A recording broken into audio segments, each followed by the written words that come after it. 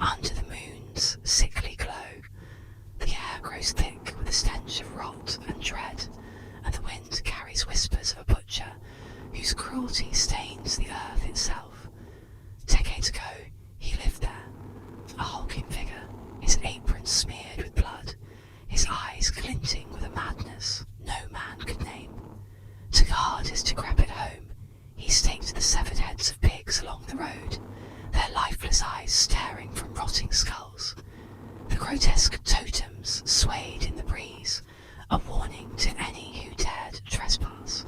But the butcher's savagery ran deeper than mere intimidation. One night, a stranger, a drifter, some say, crossed his path. No one knows what sparked the butcher's rage, but the man's fate was sealed. Dragged to the shop's dank depths, he was strung up on a rusted meat hook, his screams muffled by the walls, his body tangled, a grotesque trophy, until the earth swallowed his remains. Now the butcher is gone, but Pigman Road is not at peace. The forest itself seems to breathe malice, its shadows twisting into shapes no eye should see. Drivers speak headlights, catching glimpses of pig heads, freshly staked, their jaws dripping gore. Others swear they've seen a figure, massive, aproned, wielding a cleaver that gleams in the dark, lurking at the road's edge. His face is a ruin, half human, half swine, with eyes that burn through the soul. Some say he's the butcher's spirit, cursed to roam. Others believe he never died, sustained by some unholy pact. At night the road grows treacherous, engines sputter without cause, and radios spit static laced with guttural snarls. Those foolish enough to walk the path report footsteps crunching behind them, too heavy, too close.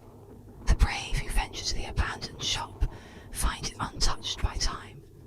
Bloodstains crust the floor, and hooks sway as if stirred by an unseen hand.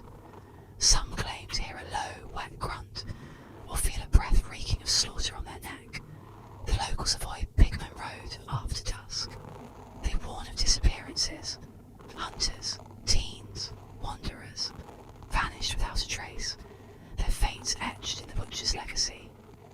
Offerings of salt and iron are left at the road's mouth, futile pleas for protection.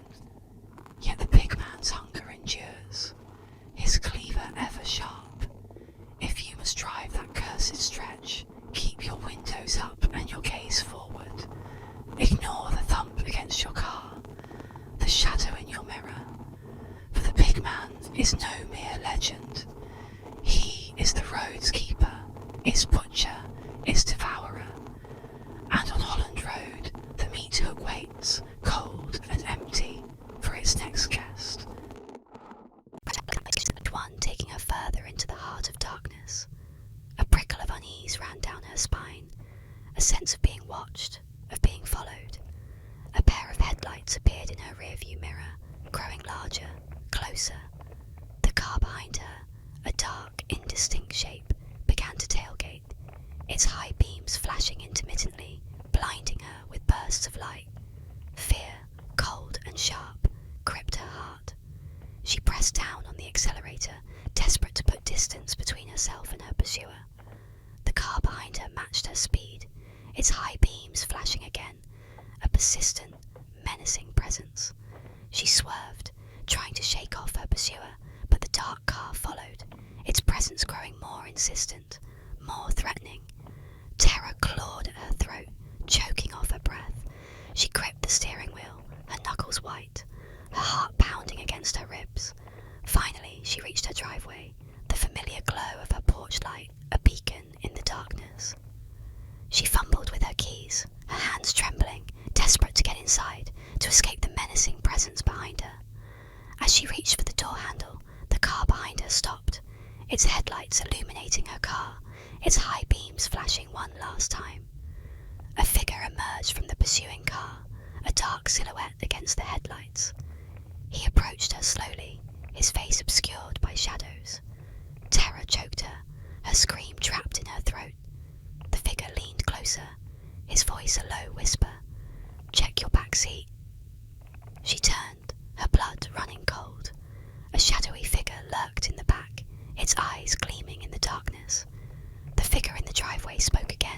his voice now filled with urgency. "I saw him get in at the last gas station. I tried to warn you." The shadowy figure in the back lunged.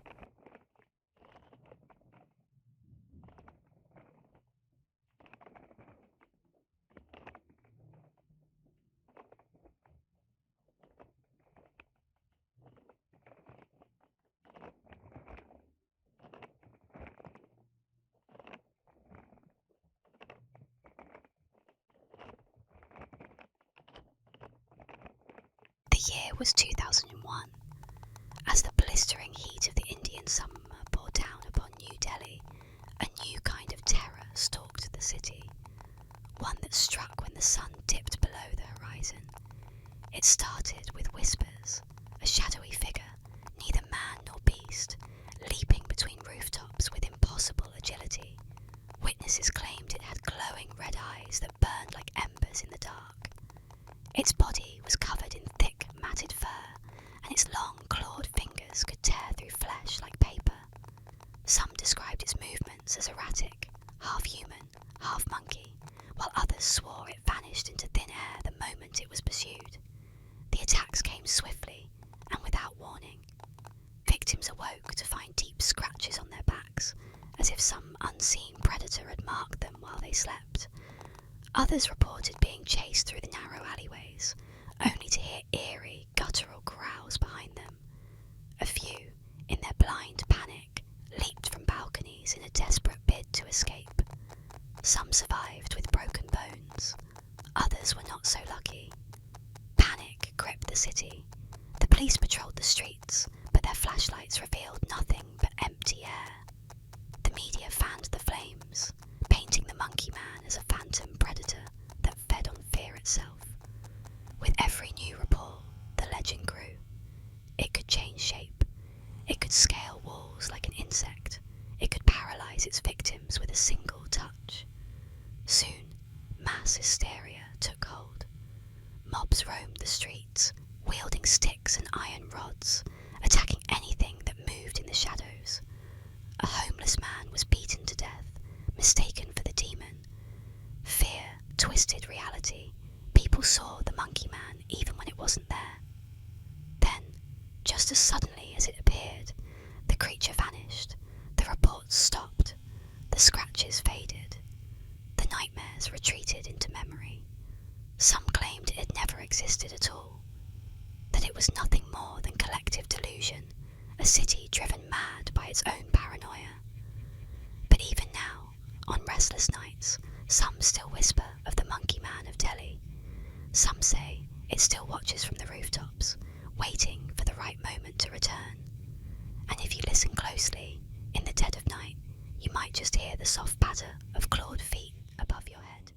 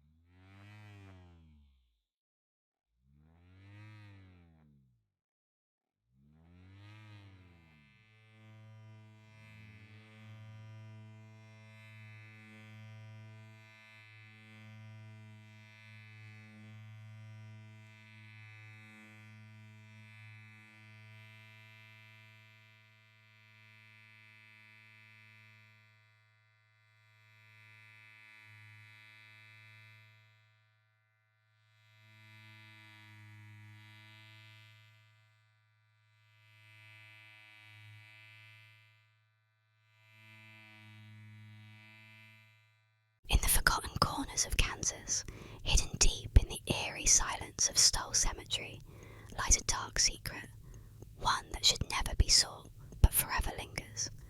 The legend speaks of an ancient, crumbling church that once stood here, now reduced to rubble, its remnants buried beneath the weight of time and neglect. But beneath the wreckage, something far more sinister still endures, a set of stairs that lead into the earth, hidden from view, yet said to open into the very depths of hell.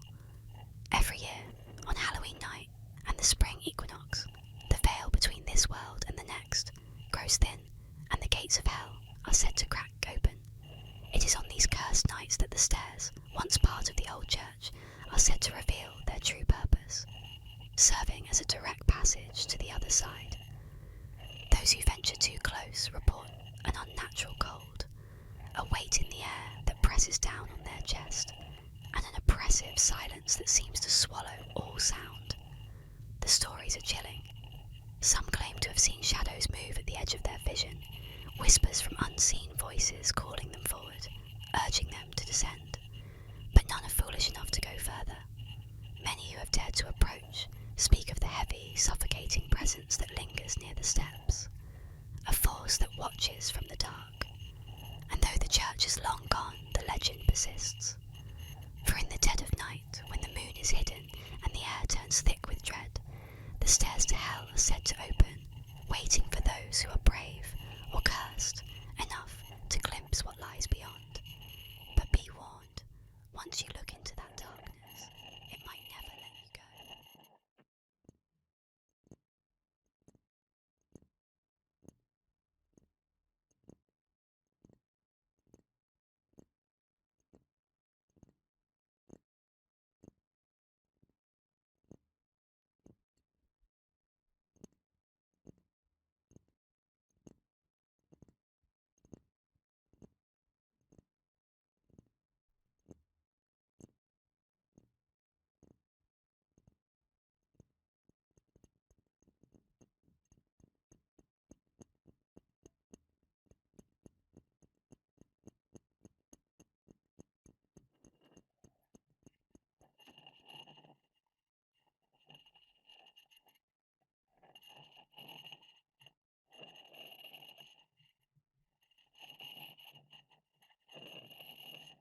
In the shadowed realms of rural lore, where the line between jest and truth blurs, the legend of cow tipping haunts the fields and farmyards. Said to be a moonlit escapade for thrill-seeking youths, this bizarre activity involves the stealthy approach towards an unsuspecting cow, fast asleep standing upright in the darkness, and the sudden, forceful shove to topple the massive beast over for mere sport. But beyond the surface of this seemingly harmless prank lies a more chilling narrative, whispered among those who know the countryside's true face after dark. As the legend goes, in a secluded farming community, enveloped by the embrace of ancient woods and forgotten roads, cow tipping became more than just a reckless pastime. It morphed into a ritual of fear. The teens of this town, driven by boredom and the intoxicating rush of defiance, would venture out into the fields under the guise of night, their laughter slicing through the silence like a cold wind. But there was one night that turned their mischievous jaunt into a nightmare. As the group approached a familiar pasture, the moon hung low and ominous, bathing everything in a ghostly silver hue. The cows stood like monolithic statues in the mist, their breath forming clouds in the crisp air. Emboldened by the eerie night, the teens singled out a large, shadowy figure at the edge of the field. With a mix of exhilaration and alcohol-fueled bravado, they crept up to the sleeping cow. However, as they laid their hands on the creature, ready to push, the cow did not budge. Instead, it slowly turned its head, revealing not the docile eyes of a farm animal, but the glowing red orbs of a creature from deeper shadows. The teens froze, their hearts pounding as the cow, or the thing that masqueraded as one, rose unnaturally on its hind legs, towering over them with a menacing presence. Panic erupted as the creature chased them through the fields, its form blurring between beast and spectre, its bellows a grotesque parody of bovine grunts mixed with something far older and angrier. The youths scattered, screaming into the night, forever marked by the terror of what they had provoked. Those who returned spoke little of the incident, their eyes haunted by the memory. The story spread, a cautionary tale whispered around campfires and during late-night gatherings. Cow tipping was no longer seen as a harmless challenge, but as a dare with potentially dire consequences. To this day, the fields at the edge of that town remain untouched at night, the cows left to their peaceful slumber. For the locals know that some rural myths are better left untested, and that disturbing the natural order can awaken things best left asleep in the darkness. In the silent, eerie halls of African boarding schools, a chilling to roam the dark corridors, her steps echoing like a sinister heartbeat. She is Madame Koi Koi, the ghostly figure of a woman whose haunting legend strikes fear into the hearts of students across the continent. The story goes that Madame Koi Koi was once a beautiful teacher, known for her elegance and her striking red high heels, but beneath her poised exterior lay a dark and vengeful soul.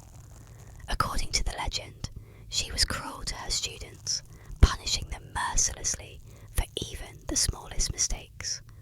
One fateful day, her harshness led to a confrontation with students or staff, and the encounter ended in tragedy. Some say she was pushed to her death, her red heels clattering down the stairs as her screams faded into silence. But death did not silence Madame Koi Koi. Her restless spirit lingers, haunting the places where she once walked. At night, students claim to hear the unmistakable click-clack, click-clack of her red heels echoing through empty dormitory halls or school bathrooms. The sound grows louder, closer, as if she's hunting for those who dare remain awake or wander alone. Day schools are not spared from her wrath. Madame Koi Koi is said to haunt students who arrive too early or linger too late, her ghostly figure appearing in toilets or empty classrooms, her one remaining red heel glinting ominously in the dim light. Her vengeance is swift and silent.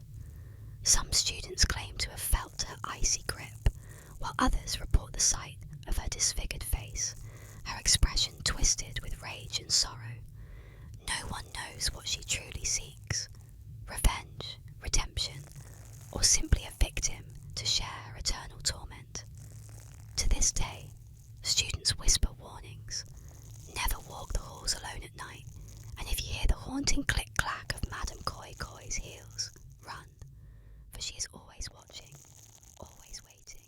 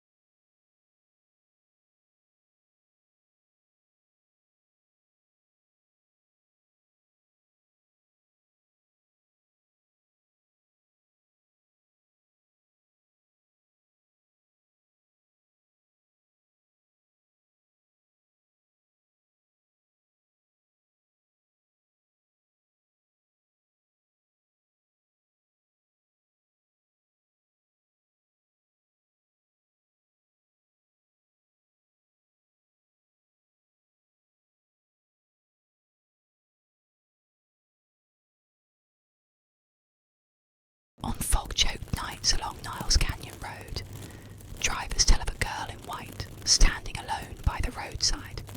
Her face is pale, her eyes hollow with sorrow. If you stop, she quietly asks for a ride home. She shivers, damp and cold, but as you near the bridge, she fades, vanishing into nothingness. She never makes it home. She never will. For decades they've seen her, and if you drive that road at midnight, you might might see her too.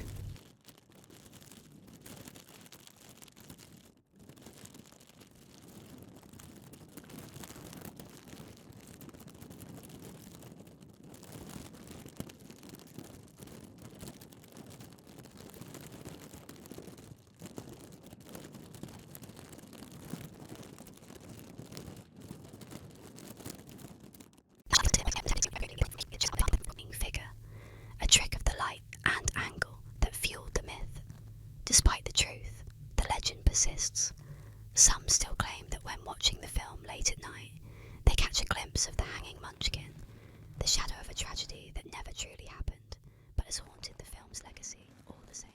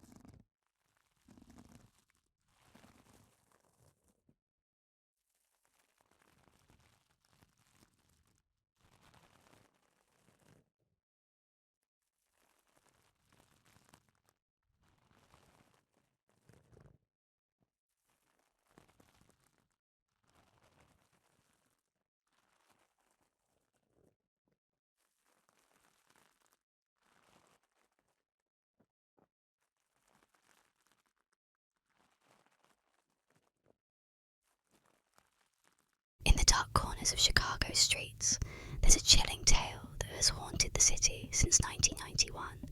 A story of a clown, not the jolly kind with painted smiles and squeaky shoes, but a twisted, murderous figure who terrorized the very neighborhoods where laughter once echoed. This is the legend of Homie the Clown, a name that sends shivers through anyone who remembers the whispers of that time. It was said that Homie the Clown wasn't just another entertainer dressed in a garish costume, but a dangerous predator who lurked in the shadows of Chicago's South Side. With a face painted in grotesque, exaggerated features, wide, maniacal eyes, a permanent grin twisted into something far more sinister, he was not there to entertain, but to instill fear. His clown persona was a mask, hiding the true monster underneath. The urban legend began innocently enough. Children in the neighborhood, curious and naive, spoke of a strange figure in the streets, an unsettling clown who roamed at night, offering candy and small trinkets to those who dared approach him. But there was always something off about Homie. His gifts, while seemingly benign, were laced with an aura of danger. No one ever seemed to see him leave, and those who ventured too close to his eerie, silent figure would never be seen again. Over time, Homie's legend grew darker. The tales started to merge with real-life disappearances, and soon a sense of dread fell over the area. The clown wasn't just a shadowy figure anymore. He'd become something far worse. A serial killer hiding in plain sight. People began to believe that Homie would stalk his victims, sometimes luring them into his van with promises of candy, only to disappear into the night with them, never to be heard from again. In the years that followed, rumours of Homie the Clown began to spread. They spoke of him preying on children, his sharp, jagged teeth hidden behind his painted smile. Others claimed that he would disappear into the fog, his haunting laugh echoing long after he had gone. But no one knew who he truly was. Or if he was even real, was he just a story told to keep kids in line? Or had the city truly been haunted by a killer clown, a predator who used the innocence of childhood to hide his monstrous deeds? To this day, the legend of Homie the Clown persists. Many dismiss it as a myth or an exaggerated story, but there are those who still believe that somewhere in the dark alleys and hidden streets of Chicago, Homie is waiting. And for those who still wander too far into the night, they might just hear the faintest, most unsettling sound, the laughter of a clown, too twisted to be anything but a nightmare.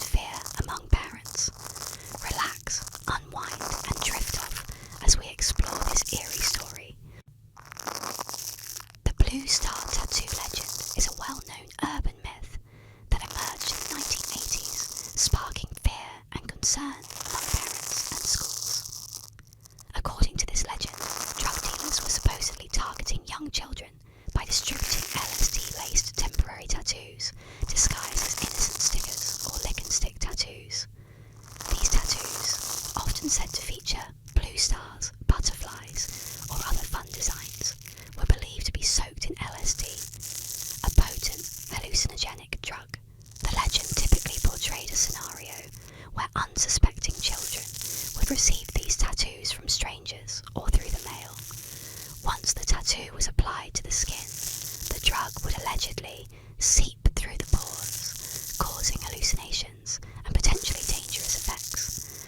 The myth gained significant traction through warning flyers distributed by schools, community organisations, and even police departments, urging parents to be vigilant about what their children brought home.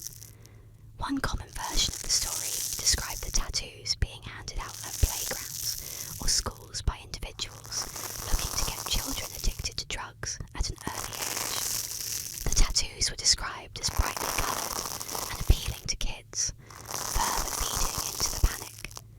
Some variations of the legend claimed that these drug-laced tattoos were being sold in candy wrappers or other common items that children might encounter.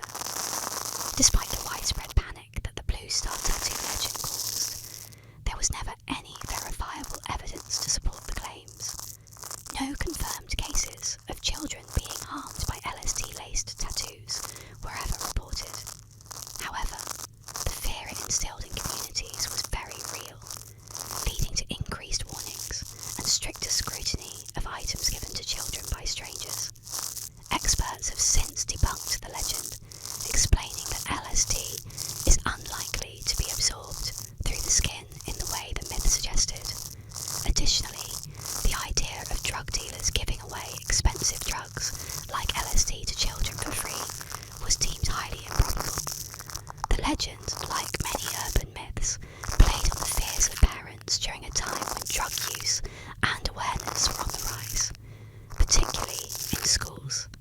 In retrospect, the blue star tattoo legend is an example of how misinformation and fear can spread rapidly. In the late 1970s, a quiet council house at 284 Green Street in Enfield, London, became the centre of one of England's most chilling supernatural tales, the Enfield poltergeist.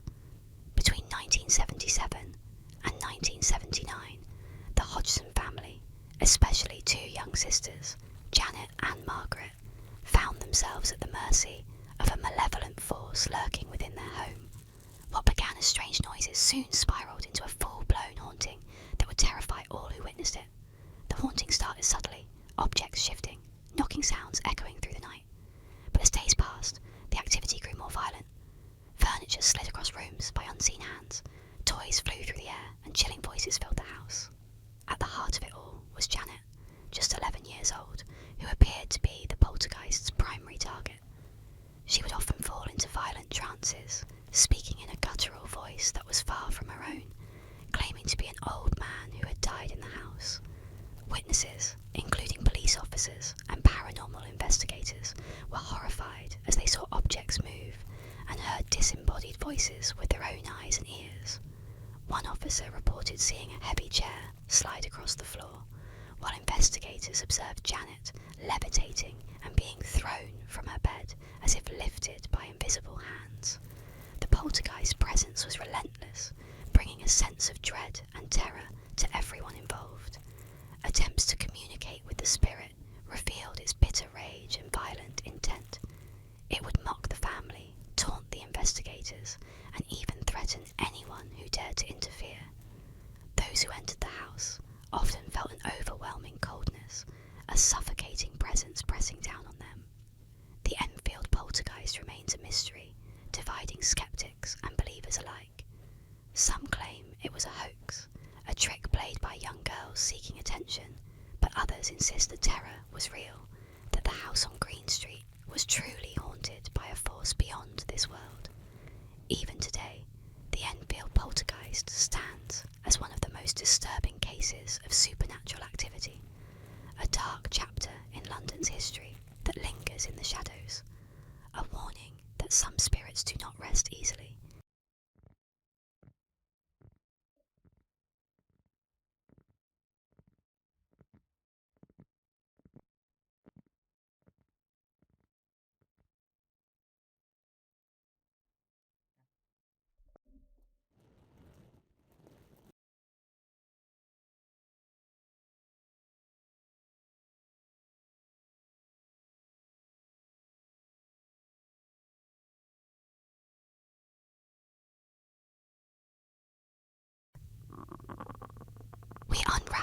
chilling urban legend that will send shivers down your spine.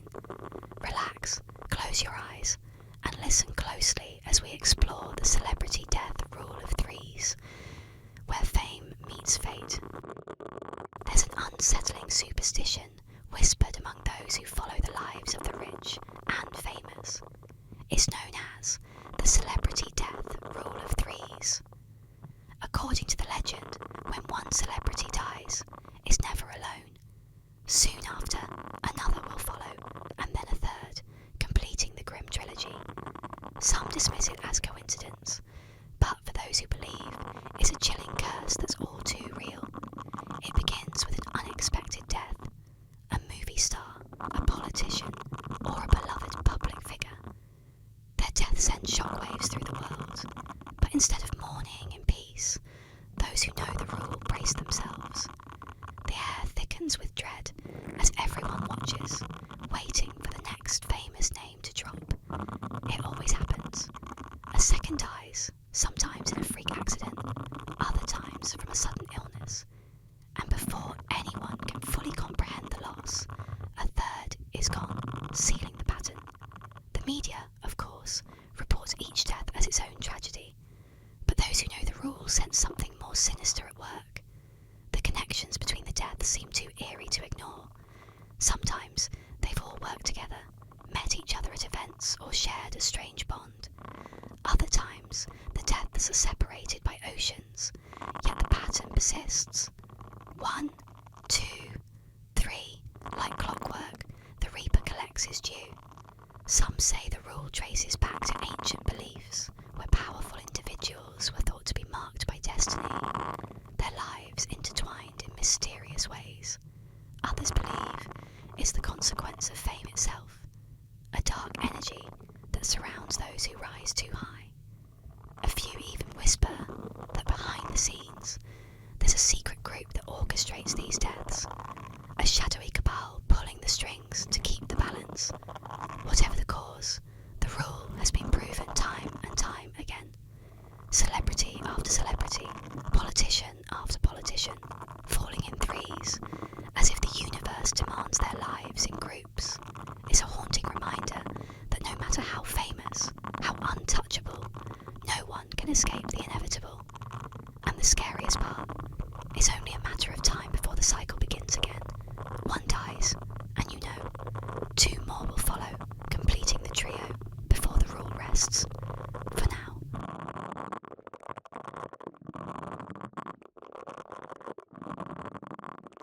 In the dead of night, there's a number whispered among those brave, or foolish, enough to try. 999-9999. According to the legend, if you dial this number after midnight, an eerie voice on the other end will answer, ready to grant your deepest, darkest wish. But there's a catch. Whatever you ask for will come true, but your life will be the price. The legend has it that the voice on the other end is patient, almost amused, as if it's heard countless desperate pleas before. You might hear soft breathing or the faint sound of something shifting, waiting for you to speak your desire. Ask for fame, fortune, or revenge, and it's granted, swift and precise.